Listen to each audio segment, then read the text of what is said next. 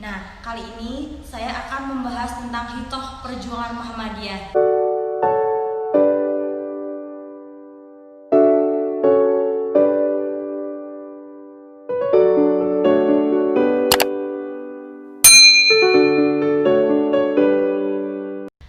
Assalamualaikum warahmatullahi wabarakatuh.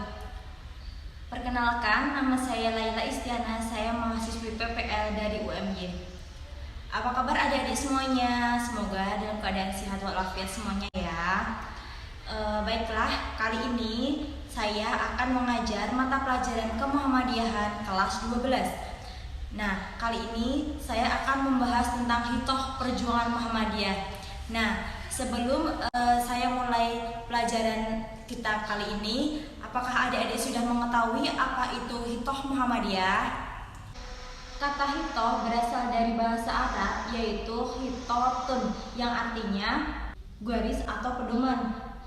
Nah, jika menurut istilah, hitoh perjuangan Muhammadiyah adalah suatu pedoman, arahan, kebijakan, dan langkah-langkah perjuangan Muhammadiyah. Kemudian selanjutnya, bagi Persyarikatan Muhammadiyah, hitoh Muhammadiyah berfungsi sebagai landasan operasional yang berisikan garis-garis besar yang mana pelaksanaannya harus berdasarkan dengan landasan idil. Nah, landasan idil itu memiliki komponen-komponennya, yaitu ada 3. Yang pertama, MADM atau Mukodimah Anggaran Dasar Muhammadiyah. Yang kedua, MKCHM Matan, Keyakinan, Cita-cita Hidup Muhammadiyah. Yang ketiga, Kepribadian Muhammadiyah. Nah, hubungannya hitoh Muhammadiyah dengan landasan idil ini adalah sebagai suatu penjabaran atau penjelasan dari hitoh Muhammadiyah tersebut. Selanjutnya, macam-macam hitoh perjuangan Muhammadiyah.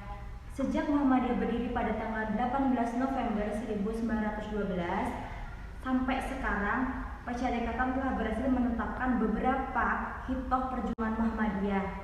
Nah, perumusan hitoh perjuangan Muhammadiyah ini disesuaikan dengan permasalahan-permasalahan yang sudah ada. Misalkan, permasalahan pada pemahaman agama, keyakinan dalam kepemimpinan, dalam meningkatkan amal usaha Muhammadiyah atau Muhammadiyah dalam menanggapi politik dan sebagainya. Nah, dengan adanya ini, hitoh perjuangan Muhammadiyah dapat dijadikan sebagai dorongan atau solusi dalam menyelesaikan masalah-masalah tersebut. Konsep hitoh Muhammadiyah pertama kali dikenal pada muktamar di Palembang pada tahun 1956, yang mana merumuskan hitoh Palembang pada tahun 1956 sampai 1959. Kemudian pada muktamar ke-37 pada tahun 1968 mengandung makna. Yang pertama, garis besar perjuangan. Yang kedua, pemikiran tentang ideologi atau keyakinan hidup Muhammadiyah. Nah, selanjutnya ada macam-macam hitoh perjuangan Muhammadiyah. Nah, hitoh perjuangan Muhammadiyah ini macam-macamnya ada 6 ya adik-adik semuanya. Yang pertama ada hitoh 12 langkah Muhammadiyah pada tahun 1938 sampai 1940. Nah, pada hitoh ini perumusannya pada periode kepemimpinannya Kiai Haji Mas Mansur. Yang kedua, hitoh Palembang pada tahun 1956 sampai 1959 dirumuskan pada kepemimpinan Buya A.R. Sultan Mansur. Yang ketiga, hitoh perjuangan Muhammadiyah di Ponorogo tahun 1969. Hitoh di Ponorogo ini dirumuskan pada kepemimpinannya Kiai Haji A.R. Fahrudin. Nah, yang keempat ada hitoh perjuangan Muhammadiyah di Ujung Pandang pada tahun 1971. Nah, pada hitoh Ujung Pandang ini dirumuskan pada kepemimpinan Kiai Haji A.R. Fahrudin. Yang kelima ada hitoh perjuangan Muhammadiyah di Surabaya pada tahun 1978. Nah, pas kepemimpinan ini juga pada kepemimpinannya Kiai Haji A.R. Fahrudin. Yang terakhir Hitoh Perjuangan Muhammadiyah di Denpasar pada tahun 2002. Nah, perumusan Hitoh Denpasar ini pada periode Dr. Haji Ahmad Syafi'i. Sekarang kita akan bahas satu persatu macam-macam Hitoh Perjuangan Muhammadiyah.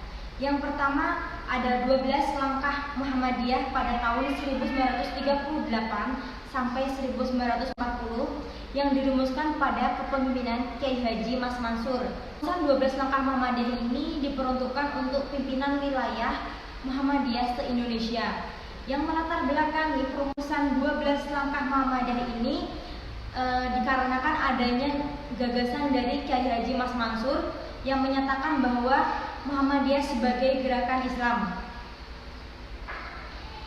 Pimpinan Muhammadiyah dan warga Muhammadiyah diharapkan dapat memahami bahwa Islam satu-satunya ajaran pedoman hidup yang menekankan pada kepahaman Islam dalam bermuhammadiyah yang dapat diterapkan dalam kehidupan sehari-hari.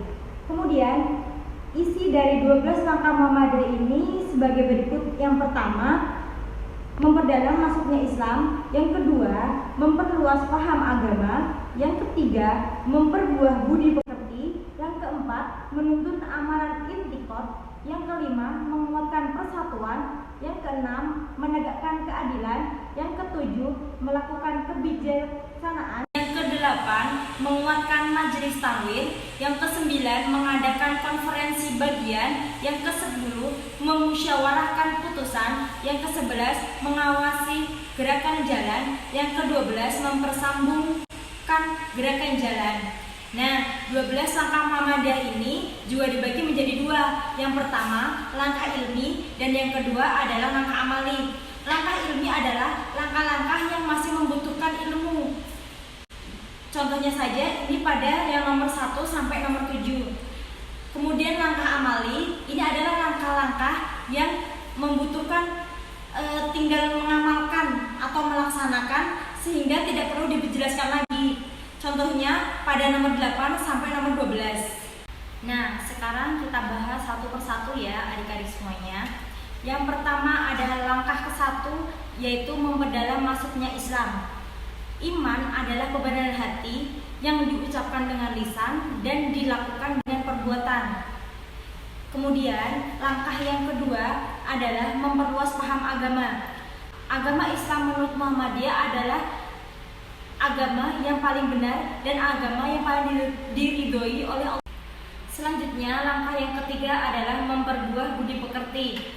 Nah, di sini seluruh umat mukmin, terkhusus warga Muhammadiyah, diharapkan dapat melakukan perbuatan yang terpuji, karena perbuatan terpuji dapat mencerminkan suatu keimanan.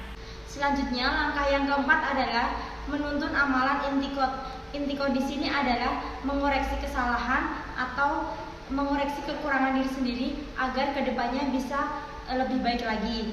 Kemudian langkah yang kelima adalah menguatkan persatuan. Nah, menguatkan persatuan di sini maksudnya adalah menguatkan persatuan dalam berorganisasi. Misalkan menguatkan persaudaraan sesama anggota organisasi dan mempersamakan hak sesama anggota untuk demi kebaikan organisasi. Langkah yang keenam, menegakkan keadilan. Keadilan harus ditegakkan seadil-adilnya dan dijunjung setinggi-tingginya. Langkah yang ketujuh adalah melakukan kebijaksanaan. Allah memerintahkan kita sebagai umat muslim untuk menjadi orang yang bijaksana. Langkah yang kedelapan adalah menguatkan majelis tanwir.